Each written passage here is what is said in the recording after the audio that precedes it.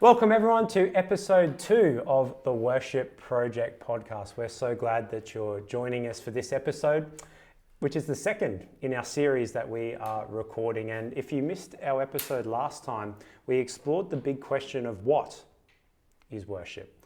And each of these videos, each of these episodes will, I think, build upon each other. So I do encourage you to go back and look at episode 1 if you haven't already, because we're changing gears and we're looking at the question of why. Okay, so what was worship was episode 1. This episode is focusing on the why. Why do we worship? And we were talking, and actually I'll quickly introduce my colleagues that are here with me as well. We got Ben, who I've been calling Ryan on the odd occasion, but Ben, Ryan, and Kira-Leigh, who are all with me as well. But Ben, we were talking just prior to recording around this background of worship that has to do with the ancient Near East and how the ancients used to worship. And I think it's a really good segue into our conversation now, looking at the why do we worship. So would you like to start off our conversation just now? Okay, sure. Have you guys heard of any of the great origin stories that aren't in the Bible? Like the Epic of Gilgamesh. Yes. So that's one of the famous ones. There's also I'm going to butcher this, I'm sorry if I'm saying it wrong, the Atrahasis epic, which is another creation kind of origin story. And these stories are often focused around how gods come together, usually in conflict. And because that is what a lot of ancient people held on to, that kind of became this thing of connected to worship. Mm-hmm. So the way that they saw how the world was created and how those gods operated dictated to them what they needed to do. Now, I've got a little thing here. It's John Walton. He's an Old Testament scholar, and he writes a little bit about people in the ancient world, and I'll just read that quickly. It says, people in the ancient world believed that gods had made people as slave labourers because they were tired of growing their own food and taking care of their own needs. People cared for the gods, who lived an opulent, pampered lifestyle, including food, drink, clothing and housing, etc. And in turn, the gods took care of the people because they had vested interest to do so. Thus, here was a codependent relationship of mutual need. So this provides context for understanding temples and rituals and worship in the ancient world. However, John points out, Israel is called to a far different way of thinking, as Yahweh has no needs. And the thing that made me think about this is our secular culture that we have now kind of thinks that those ideas of gods fighting and conflict as being really primitive, and we've moved on from that. Like, we know better, like that's the vibe. And it's made me think, what impact does that have on worship today? So where the ancients have been now, have we gotten to a stage where, and Dayne, I'm happy for you to take over here, but have we gotten to a point where people aren't worshipping anymore because we've kind of moved on from that primitive idea of how the world came about through this crazy spiritual realm? Yeah. So really, Ben, the ancients used to take for granted worship in whatever form it was, but now we've moved into this sort of postmodern, this post what's the word I'm looking for? This post Enlightenment era, where we do away with the superstition and we do away. So does that mean we've actually done away with worship? I don't know how. Is there this inherent need in us to worship something? Is that something that we're saying? So I mean, it'd be interesting to hear, Ryan, Kira-Leigh, what your thoughts are around that. Although we might not worship, and I put that in sort of, do we still worship even if we're not religious? What is? When you started talking, I thought of the Romans and their way of worship, which there's the Pax Romana, which you had the Roman peace, but I didn't know there was this other Pax that the Romans believed, which is the Pax Deorum, and it's the peace of the gods. And the way that the Roman ancient world worked was that, look, the gods have their own space and they're pretty much happy to do their own thing, but everything is connected to them somehow. And so there was this kind of there was a belief that the gods were there, and you had to engage them, but they weren't invested and interested in your life. So it was a weird kind of a worship. It's not an intimate worship, but you do have to check some boxes. And whilst we don't quite believe in that, I do think the modern secular person definitely has their checklist of things that need to be done as they go through life to keep the peace, right? To keep life's peace. What are the things that I need to do? Have my job, have my super being paid, have the nice house, the Aussie dream, tick, tick, tick. And I think we have a kind of worship, but it doesn't look like, it's not quite the same language. It's not a like for like to the ancient ways, but I think there are still some forms that are being followed. Yeah, 100%. If we think about worship as giving our attention to and responding to something, right? There's so many things where we look around and that's the case. Like, if you've ever been to, a concert, right? Especially like a Taylor Swift concert or something like that, right? Everyone's coming together. Why? Because they want to see Taylor Swift and they want to see her perform and they know all of her songs, right? And they, for that time, giving that attention to her, and in a way it's somewhat responsive. Or think about, a footy game, right? And to be honest, I'm not much good in this area because I don't really understand it that much, but I know people go to stadiums and they cheer on their team. There's even songs for your team. And it's really interesting, right? It's still people giving their attention to and responding to things. Yeah. So our worship in ancient times was we go to the temple because we want to live in this pax, in this peace. Because somehow life intersects with a god or a goddess or something, and we've obviously moved away from that now at least in the West in our society. But there's still these embedded traditions and liturgies and things that we do to maintain peace in our own lives. And I think when we look at the Bible, and we touched on this in our last episode, but when we were as humans, we're all created in the image of God, and that's just an anthropological fact. And I think what we touched on in our last episode is that because we're in the image of God, there's this inherent need for us to worship. Okay, and we, as we said in our last episode, that doesn't necessarily mean we sing songs about God, but what it does mean is there's this need for us to want to honor, for us to acknowledge, for us to esteem something. And constantly throughout the Bible, if people aren't worshipping God, they're worshipping idols. Like that is literally the main thing we see again and again and again and again. The law in Deuteronomy is constantly, do not mix with the nations. Why? Because they're going to introduce to you idols, because they're going to introduce to you foreign gods. And we see this, how that maps out when we go through the historical books, when we look at 1 and 2 Samuel, 1 and 2 Kings, Chronicles, etc.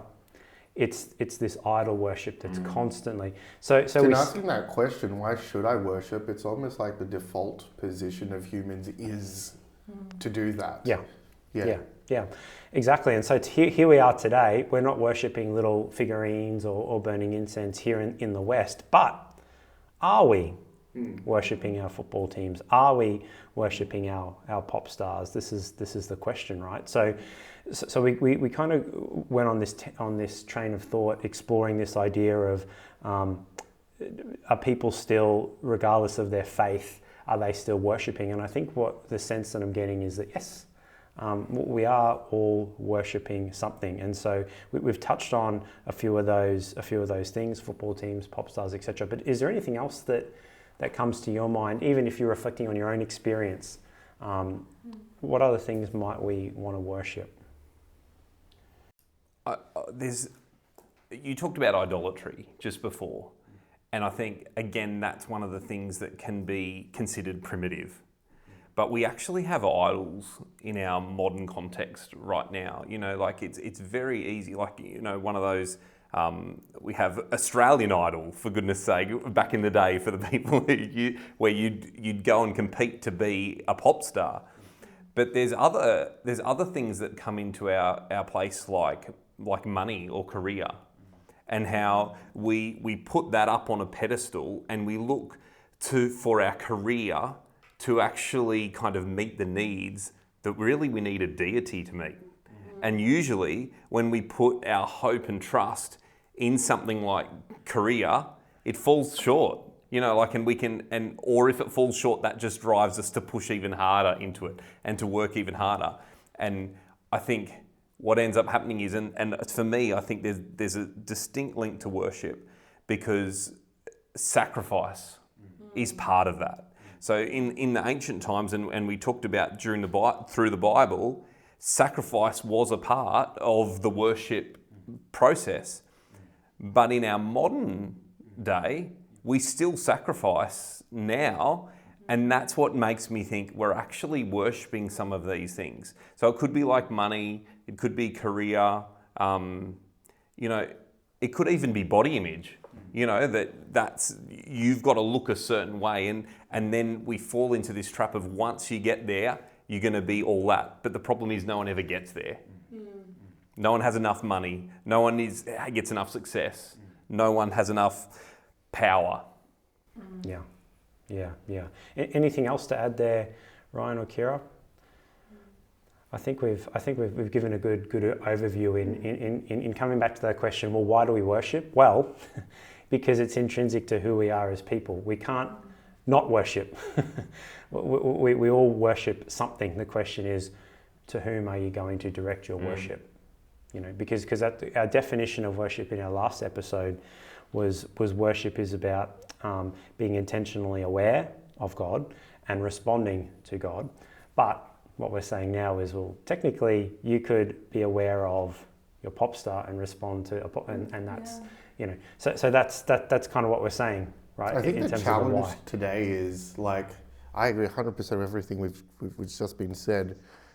One of the things when you read the stories of Scripture and you see the idolatry, like, oh my goodness, like, it's a stone, guys, like, it's a piece of wood. And I think what that posture has done is it's made it harder for us to translate and see what are my idols. I think you're right. Because we're not bowing down to a piece of stone or a bit of wood covered in gold. They still exist. And I think the challenge for us is to asking as much as anything else is, what am I? As you've all pointed out. So yeah, that's the tricky one, I think, particularly for the saints, because we don't think we have them. And asking God to help us with some introspection and just really go, okay, can you show me what the things in my life are right now that I'm, And Go, Kira. sorry, I feel like it's important to say as well, it's not, we all need a job, right? Yes. So it's not wrong to work a job and to earn money. That's not wrong. It's not wrong to like music. It's not wrong to like a certain TV show. And so it's important to talk about, where does it actually cross the line? Yeah, where is that? yes. So I suppose, Kira, what the problem with idol worship, one of the problems of idol worship, right, is that it directs us away from God, but it can also pervert things that are good. Like, it's good to have a career, right? It's good for us to do these things, but sin has a way of perverting what is good to make it evil, to make it work against us, for it to be destructive. And so I'm thinking of good things like going to church, or good things like religion in a sense, right? But can these things that are good be actually turned in some way to be an idol? I'm just wanting to open this up just to explore, because there's things that we do in church that are good. But they're good because they point us toward God, and they're good because they're trying to get us to interact and engage with God. But just theoretically, hypothetically, could these good things themselves become idols? I think that's a possibility. I think Brian might have something interesting to say about this as well. I wonder, whether somewhere beneath this is making an idol out of ourselves. And I'm not trying to take you away from your question, but I guess what I'm trying to think of is that sometimes the practices of our church, we can attach our identity to those. And so if we attach our identity, like say you're the worship leader, your identity can be tied to that, in that if you do a really good worship service, if you lead everyone, then that means that you're valuable, and that what you bring and your importance rises up. Now, I think if that's where you end up, and that can happen in other things, like maybe someone says, you're great at prayer and they want you to lead prayer all the time. If you find your identity in prayer, then all of a sudden things are going to start going out of whack. And that's where I think it leads to what you're saying about these idols, because it's like, well, I have to be a good worship leader because that defines who I am. And so then you work at that, and you keep looking toward that. So you keep worshiping that in a way that it's like, I have to do that to feed this desire within me to feel good enough. And that, I would suggest, is missing. You've lost your identity in Christ when you do that. Yeah, we've got a good thing like this role at church, which is a great thing because it connects others to God. But our sinful disposition wants to use that and turn it into an idol. Yeah. Ryan, you had something to share as well, I think? Yeah, no, I was thinking about this. I only came across this concept not too long ago, but it was very profound. In the scripture, there are these people who, from time to time, and they'll describe their actions as being, I was jealous for the Lord. And you see it all the time. And Paul describes himself, and I was a super Jew, like I was jealous for the Lord, zealous for the Lord. You could use the words interchangeably. You see this in the life of Elijah, and I'll drill down on that in a moment. But that word comes from this story in the Old Testament where in the wilderness, the Israelites are heading to the promised land. But there's just this there's this leadership questioning, should Moses be the leader? And Korah leads this rebellion, and then there's this zealous act where this priest comes and they just take all of those in rebellion, they take their lives. It's horrible. And there's this word now that gets attached to good spiritual behavior, being zealous for the Lord. Elijah on Mount Carmel, God shows up in fire, and then he goes and does this zealous act. I've done this spiritual thing. He goes to Mount Sinai a few days later. Things didn't pan out the way he hoped for. And when God says, what are you doing here, Elijah? He says, I have been very jealous for the Lord, the God of hosts, but everybody else has forsaken your covenant. They've thrown down your altars. They've killed your prophets, and I'm the only one left. And you can see Elijah's heart. He's like, I've been doing all of this religious activity, and it's not got the results I thought it would. And God's kind of it's like Elijah has to say it, but it's almost like he has to hear what he's saying. Wow. Like, you thought all of these things were going to move me in a certain way, move the people in a certain way, 1 + 1 = 2. Like, what were you expecting here, Elijah? And he you can see that he has a formulaic approach to worship, and it just didn't work out the way he'd hoped. And I think in church we do that. There are these formulaic approaches, and sometimes life's, it's got its ups and downs, but I was raised in a setting, I say this respectfully, if I pray the prayer, if I pray the blood of Jesus over my family, if I fast, if I do the Lord's Prayer, if I read my Bible for 1 hour a day, good things will happen. And that's just not true to life, right? The sun shines on all of us.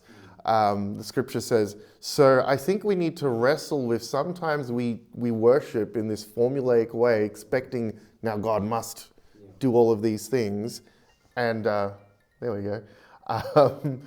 But it doesn't work out that way.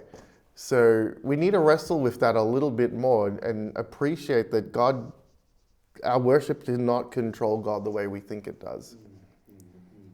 So what I'm sort of hearing is that, okay, we've got this big question of why should we worship? And the reason why we should worship is because actually we all do worship something. So that's the question is not, should I worship? It's, well, you do worship. So who or what are you going to worship? And when we're not worshiping God, we're worshiping idols, okay? And even some good things, some great things can become idols, because that's what sin does, right? It wants us to, it perverts what's good. And even we can adopt these sort of ritualistic practices, which are not intrinsically bad, are not intrinsically wrong, but they can become, it can sort of make a really sort of mechanic around, or formulas, I think it was what you were saying, Ryan, around, you know, we do this and we're going to get this output. So these are some of the things that we've explored. I don't know if there's anything else you want to throw in there at all, Kira, just around this idea of like, so what if I don't worship God? Like, is there anything else there that you feel like you'd like to add, or? No, I like the point that's been made here, is that you're worshipping and giving your attention to something, whether you realize it or not.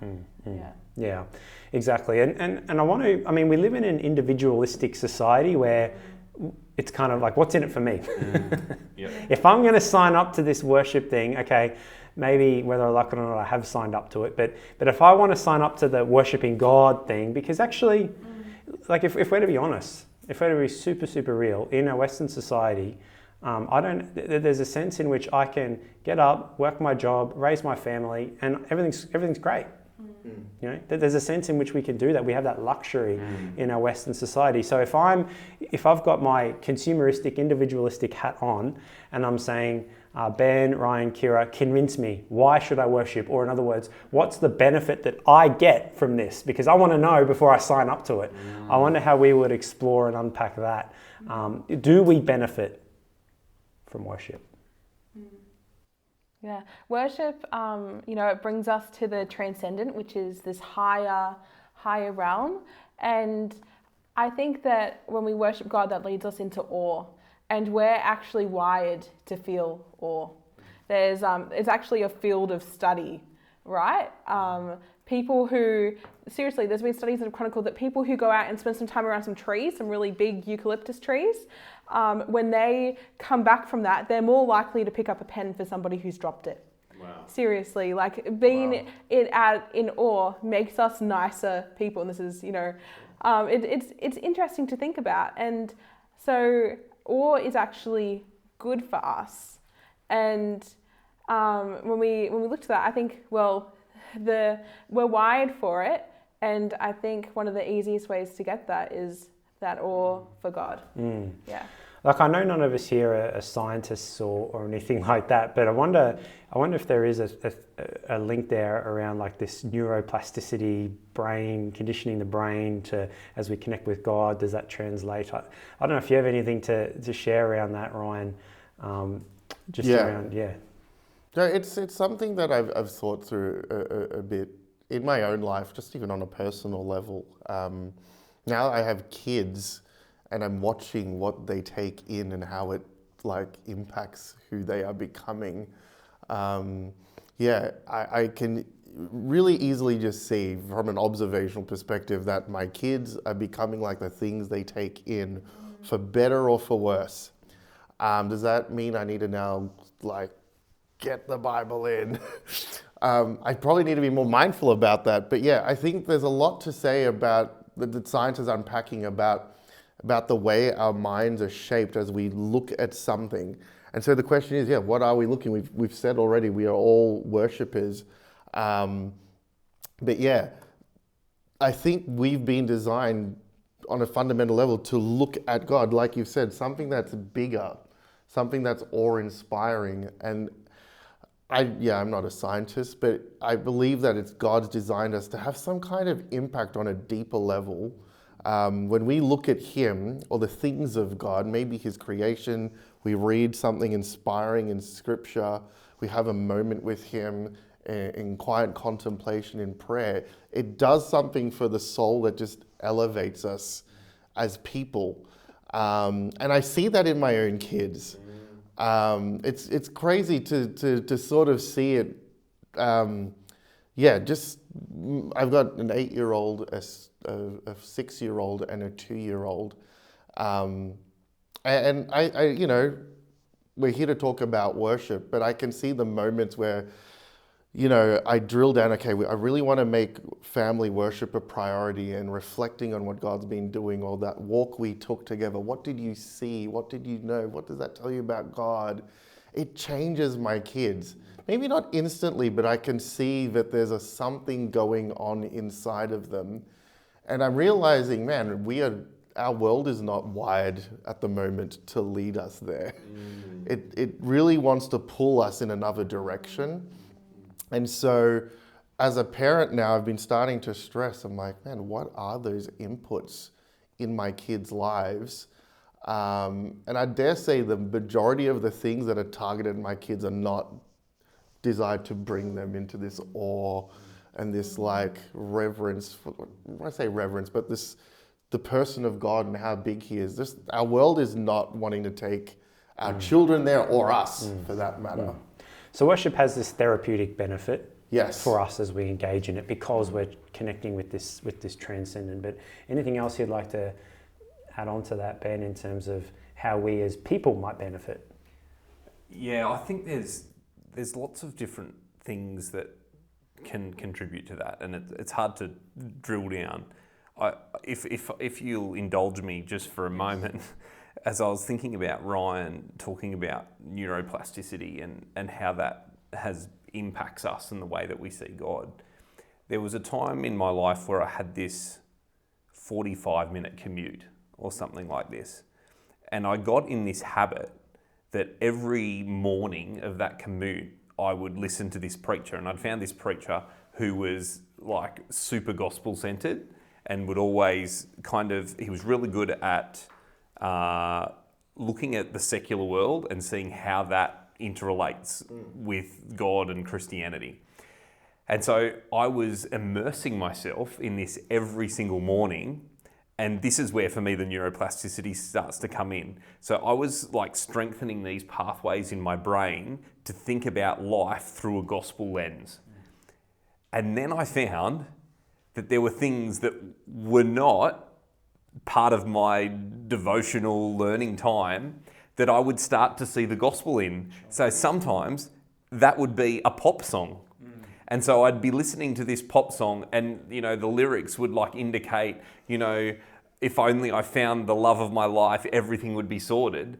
But because I'd been strengthening these pathways from a godly perspective, in my head, I'm like, if you find that partner, well, you're never going to find that partner that's going to fully fulfill your desires. And I could listen to that secular song for whatever, but I could still see the inadequacy that would be, and that directed me back to God being the all-sufficient person that I needed. And I think I can definitely relate to that kind of thing of what I'm immersed in, that becomes what I'm become fluent in, and I start to see the world differently. Yeah, no, that's awesome. That's excellent. So we actually get all these benefits from worship, if I can speak into that, because that's where our culture's at, right, is what benefits me.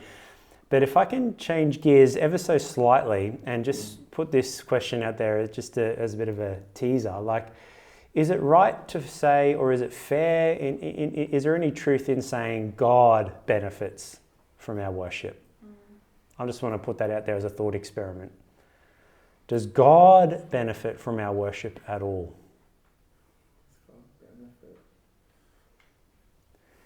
Well, it's an interesting one. I'm just giving you space to think about that. What do you think, Ben? Oh, look, my inclination is yes. Okay. And my inclination is yes when I think about it, because God has given me the capacity to do that. And because... just because God's given me the capacity doesn't make it good, I guess. Sorry, I've got to make sure I'm tracking well here. But there's something about being in relationship where you appreciate the other person. And so I believe God grew his family and made created beings to be in relationship and family with him. And at the moment, there's some brokenness in that family. But what we're looking towards is the reconnection of that. Now, to me, there must be something about how people connect with one another and how people connect with God that is beneficial to God. Because I think about if God is love, and we can talk about the Trinity, and the Trinity is something that's quite hard to grasp because we don't have adequate analogies in our physical realm to get our heads around that. But there's something about how God, the Father loves the Son, the Father loves the Spirit, but then Jesus loves the Father and Spirit, and there's this coming back. So to me, I would like to say, well, does the Father benefit from the love of the Spirit? Or does Jesus benefit from the love of Jesus? And if I take that kind of idea and I think, well, God's made me to image God. And so if I take that on, that makes me think, well, if the Trinity loves each other and there's benefit there, well then why can't I, being made in the image of God, benefit God himself? Yeah, no, it's interesting. I love it. This will come through more and more as we do these podcasts, but so much of, I guess, my growth in the area has been through becoming a father. It seems to always gravitate around that. If I was to frame this from the perspective of the relationship I have with my children, do I benefit from the little things that they do for me, like the little 2-year-old crayon drawing? I don't benefit from it. But man, do I want it? Yes. Oh yes, do I want it? And I want it from a sincere place. When my daughter comes home, she's like, Dad, my older boys are not doing that anymore. I've got one child left who's excited to see Dad when he gets home. She's always so excited and she'll tell me what she's been doing and she wants me to come and do life with her. I love it. And I kind of wonder, I'm like, does God feel that way? Like, does he need that? I don't think so, but does he want it from a genuine place? Yes. So if you ask this question, I was like yes and no. Like it's a nuanced answer for me when I think of that. But how much of a jerk would you be as the dad that your kid comes with that thing that they've poured their heart and soul in, and you're like, yeah, whatever, that means nothing to me.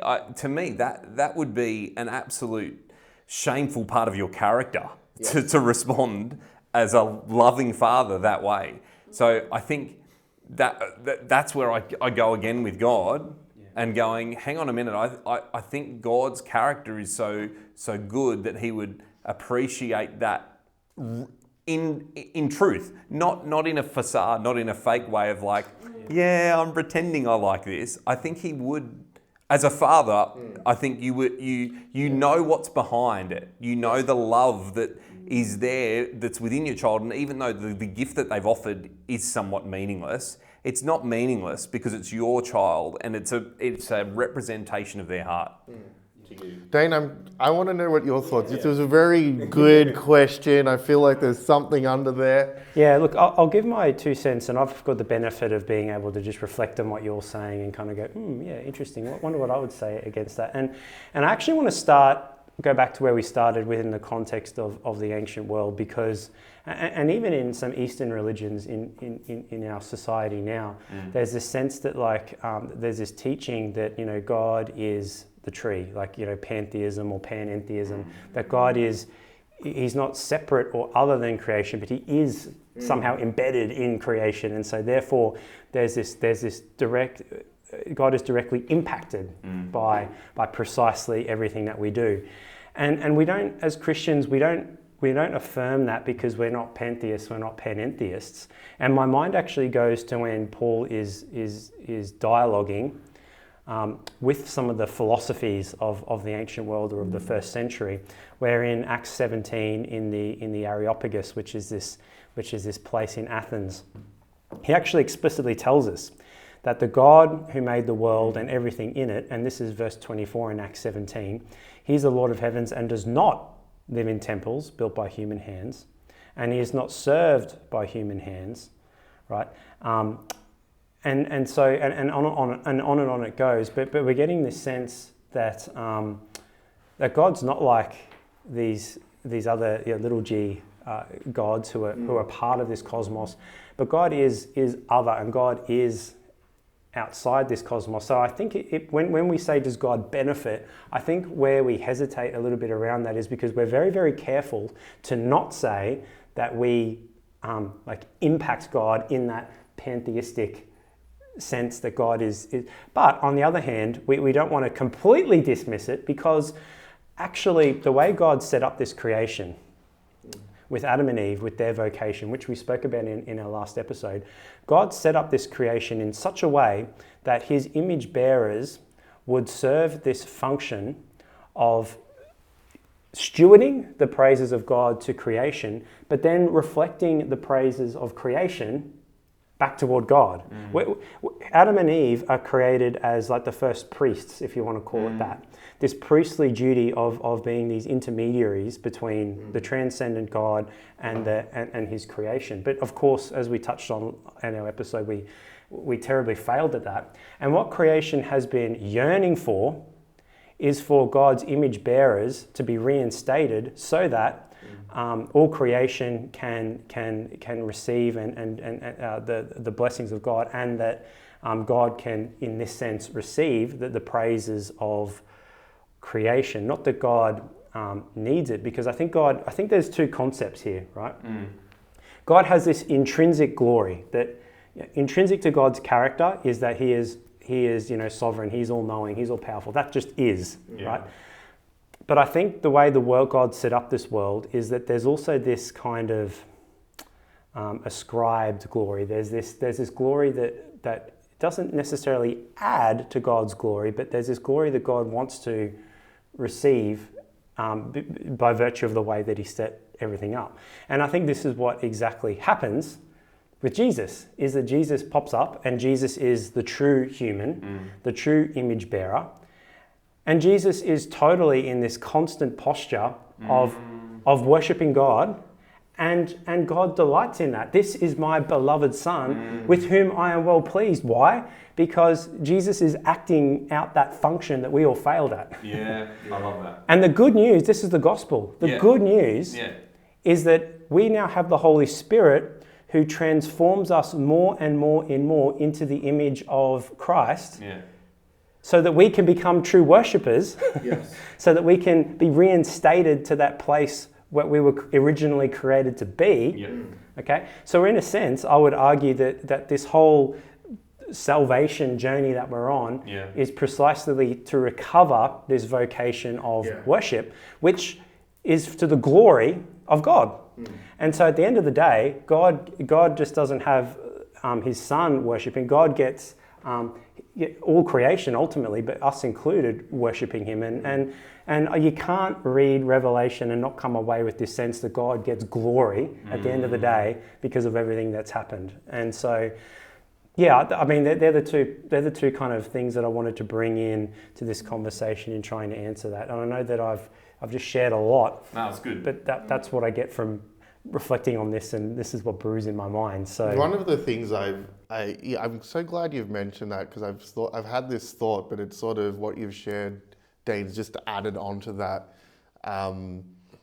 Like when we look at the life of Jesus, one of his goals in living and dying and resurrecting is to impart new life to us, and we always think it's new life with an end goal of not sinning, but there's also the end goal of, I want you to be able to worship in a more elevated way. I've never really connected that. Like, I always think of it like he wants to help course correct Ryan's bad choices, but it makes complete sense that he wants to bring out in me a posture of worship. That's good. And I think it's important because sometimes when we articulate the gospel, we go, the gospel is that Jesus died for my sin, right? And so I can be forgiven. And of course that's right. That's correct. But okay, actually, the gospel is also that Jesus rose from the dead and that Jesus is now enthroned at the right hand of the Father, okay? And that as we behold him in his glory, in that position, that we're transformed into his image, you know? So I think the gospel needs to, it can't just, I mean, the cross is central, sure. but the cross needs to be alongside the resurrection also goes as to well. what you were saying there, Ben, like the Trinity, it's like this, there's this like forever worship that's been happening. And when you factor in what Dayne's saying, this is how we're drawn into that. As image bearers, you know, we're being drawn into that forever worship that's existed, you know, yeah. Yeah, fantastic. So, geez, we've covered a lot of ground, haven't we? It's just important just to take stock every now and then, and just to catch our breath. So, why do we worship? Well, because we're all worshippers, whether we like it or not. We're all worshipping something. And our encouragement as a panel is really to say, you all ought to worship God. And the reasons were that we touched on some of the therapeutic benefits that we get from worshipping God, but of course, part of worshipping God means that we can hear from him, we can get guidance, that we can get wisdom from him in order to live out our lives. But I think what we're also saying is, well, why should we worship God? Well, it's because we're relational beings. God is a relational Father, and that's the context as to which we ought to live our lives, to have a fulfilling life, and to live a life that we've been created to be from the beginning. That's gone horribly long during the fall, but it's a life that we're called into. Can I just chime in with something? As we're talking about this, and we briefly touched on like how we're always worshiping and we worship things. Try taking away something that. Let me try and take something that you worship away, and let's see what happens. You know, we fight for the things that we worship, even the unhealthy things. If you were to like, hypothetically, I'm going to take your phone away, right? I'm like, excuse me, that's my phone. Don't touch it. And why? It's, if I'm honest, for many of us, our phones, our whatever you want, put the object there that I'm trying to take away. It has a quasi-therapeutic value, you know, and we don't want to take it because it's formed this sort of comforting role in our lives in a lowercase God kind of a way, lowercase g sort of a way. And I think God's goal is to really wean us from all of those things to a true form of worship. And that's by replicating the image of Christ in us that can worship God. So I think we have to remember that everyone here is struggling with something.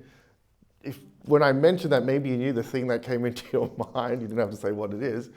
But I think we have to also wrestle with that tension, that we have those things that are medicating us, if we could use some of that language. So there's all these great reasons for why we should worship, but I suppose like one of the questions that I have written down here is it significant to worship God without an expectation or a hope for something in return?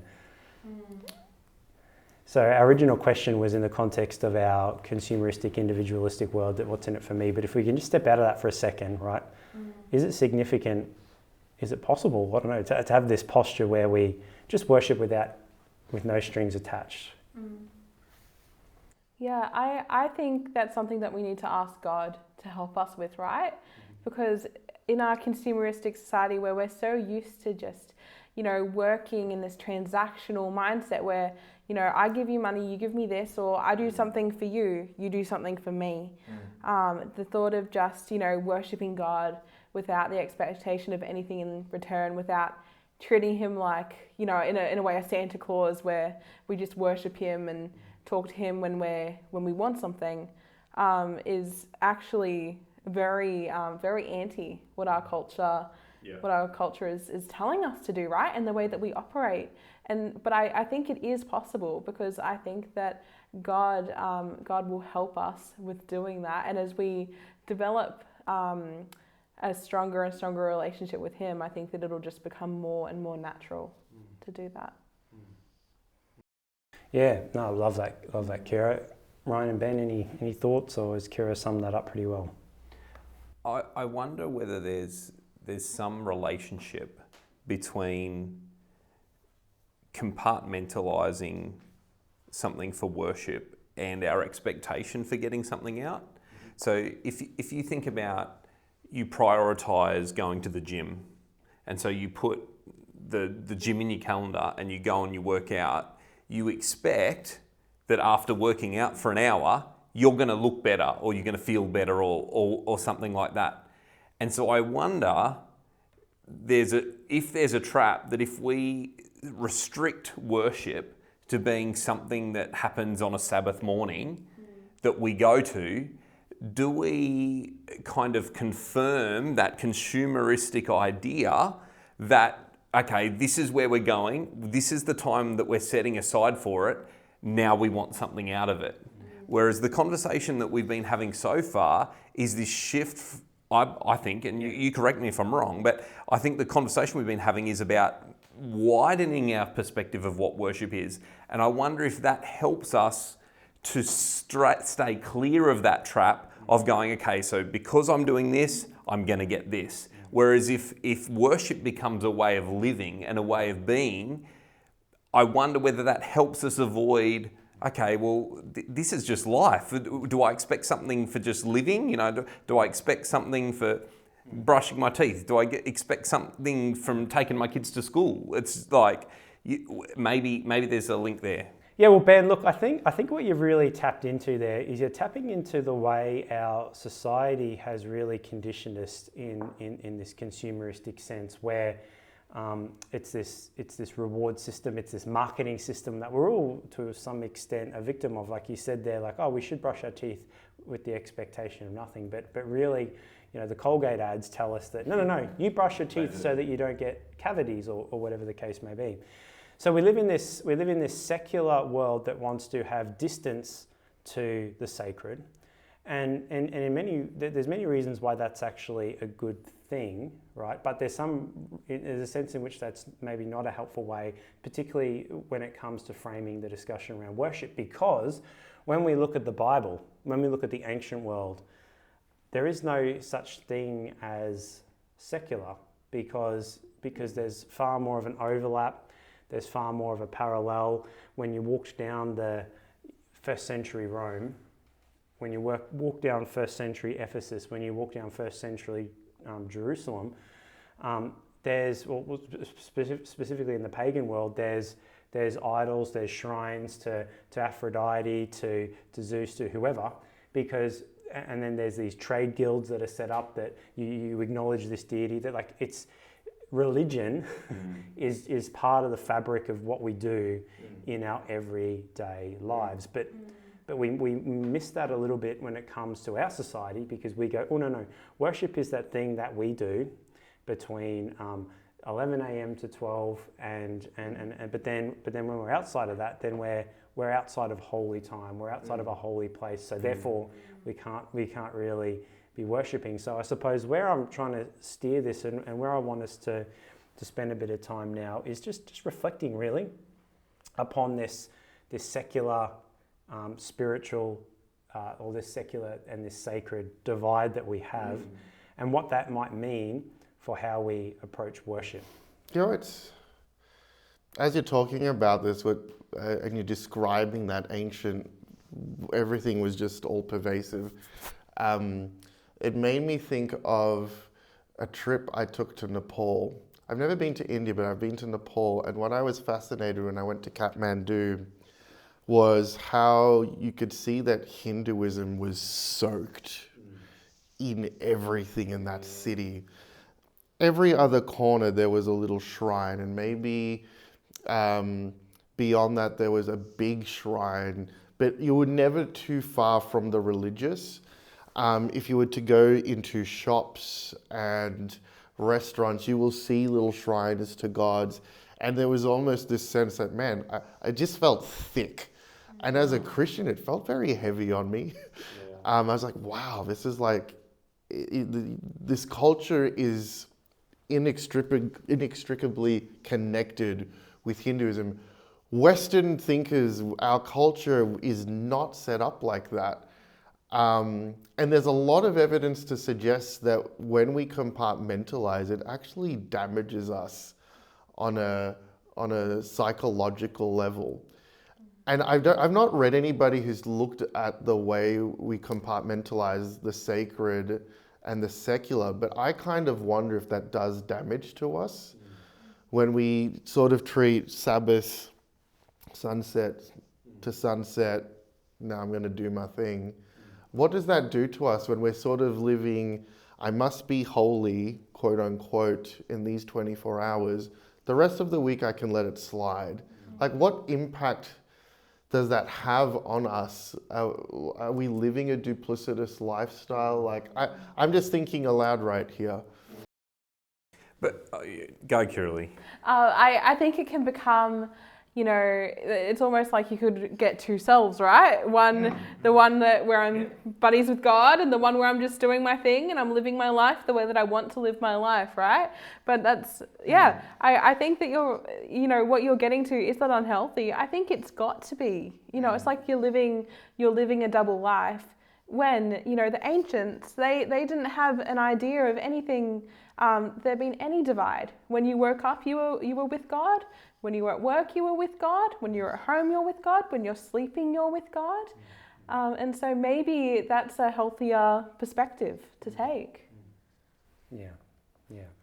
And I mean, just to be super clear, we all affirm that the Sabbath day is a holy day that God's blessed, and we're not minimizing that. Yeah. I think what we're saying is, let's not minimize the Sabbath. Instead, I think what we're saying is let's just don't contain worship to Sabbath, but let it transcend, let it invade Monday to Friday, let it invade our work lives, let it and with that the case.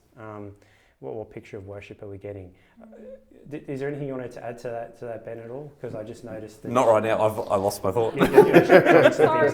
No. But can I just say how cool it is, though, when you get to live your life with God? For me, something that really keeps me grounded is, I spend a lot of time driving between appointments, and so I find that when I'm with someone, I'm on. And then I'll be sitting in the car, and often the temptation is to listen to podcasts or a book or some music, and I do that. But sometimes I'm able to spend time in prayer, and especially when I've got something that I know is going to be hard, and just being able to say, hey God, thank you for being with me today, and can you help me with this next thing? And what a privilege it is to be able to do that, and to be able to know that in any moment there's no divide, because God actually cares about me, and he cares about my daily life, and he's always up for a chat, and it's not something that we have to divide up. Has it come back to you? It has come back. Great. I'm wondering, is part of the thing that drives this because we find worship hard, or we think worship is hard? Because if it's easier to bear with anything when you know there's an end date to it. Yep. You know what I mean? It's like, if I have to do this hard thing, but I've only got to do it for an hour, then I can do it. Yeah. Exercise, right? Exercise. Yep. I wonder if we think whether we make worship into something that's hard. And I know we talked in our last episode about what is worship, but I think we miss that God created us in a certain way. And although we've got trouble in this world, if we actually lean into the way that God created us and be those worshippers that we've talked about, maybe it wouldn't be as hard as what we think it is in our mind of going, oh, I have to worship. Yeah, no, that's great. And I think some of the items you've really touched on we'll be able to revisit in a later episode, where we're going to be exploring some of the barriers we have to worship. And maybe one of the barriers that we experience, if we're being honest with ourselves, is that we make worship something more complicated and more difficult than what it needs to be. So you've touched on something there that we are actually going to dig down on in a lot more depth in a future episode. But if I can just summarize the ground we've covered, because we're going to need to start landing our episode in just a few moments' time. But we said in episode 1 that worship is essentially this awareness of God, and it's how we respond to that awareness. All right. And this episode we've shifted and we've said, okay, well, why would I want to do that? Why do I worship? Why would I want to do that? And we're saying, well, it's because we're all wired that's how we're all wired as humans, okay, to worship something, okay? And we're saying another reason why we should do that is because when we do worship the one true God rather than these idols, we're actually getting all these benefits. One of which is this therapeutic benefit as we're reconnecting with Him, and so on and so forth. And I think what we've just touched on now is we're actually saying, well, another reason why we need to do this is because it's maybe not healthy for us to live two versions of ourselves, a secular version and a sacred version. Instead, the way for us to live holistically as humans is for these two to come together, at least in the context of this discussion around worship, and for us to not have this Sabbath hat and then this secular hat, but wear the same hat that just invades all these areas. And how empowering is that for us as believers to be able to have integrity and to be able to just function in this constant vocation and posture where we're recognizing God and we're responding, where we're recognizing and we're responding. That might be at church, but it might be at work, it might be walking the dog, it might be at the gym. But if we can get there, I think we've been able to really zoom in on this why question. But there's a scenario that we want to share with our listeners to give us a bit of a challenge maybe on what this might mean for us on a really, really practical level as we land this episode. And so, Ben, would you like to just share with us the challenge or the train of thought? Okay. There? So as I was thinking about why we worship, sometimes it's easy to think about we've got lots of time for that, but if we were to put ourselves in a position where we were told we only had a limited time to live, and that was for certain, that you only had this amount of time, often we think about what would we fit in that last, period of time that we've got. And so the thought that I was, and I think that those are the things that end up being our highest priorities, the things that are most dear to us. That might be creating memories with family or something like that, going to a place you've never been. But my question is, does worship hit that priority list? And I don't mean that from a perspective of assurance, like, we can talk about the assurance of salvation. I think we can have assurance of salvation. We don't need to worship to try and... I'm not talking about trying to worship to make sure that you're in the kingdom when you've died. I'm saying, hang on a minute, why would worship hit those last few months or weeks of your life? Why would you include that? Why does it hit the priority list with all the other bucket list things you might have to do? Yeah, that's good. Kira and Ryan, I don't know if you've thought about that question before, like if you had 1 week to live or if you had 1 day to live, if you had some finite time, which in a sense we all do, but if that was made perfectly clear, would your response be, oh, I'm going to worship? Like what? That's a really interesting one. How would you unpack that one? For me, one of the key elements in worship, there is this element of praise. And I can't help but think, I'm not sure if this is the way the question should have been answered, but it's where I'm going. I would think, I'm glad you've asked that question because I think it would give me time to reflect on what did God give me. As disappointing as it is that the end is coming, I could look and go, man, I've been blessed with this incredible family. I've been blessed, like not in that, the Pharisee who prays and goes, look at me, I'm so blessed. But getting to know God and all of the things He's done for me and reflecting on that, I can't help but think that would be a really valuable exercise to sit in that place and just see what He's done over the course of a life.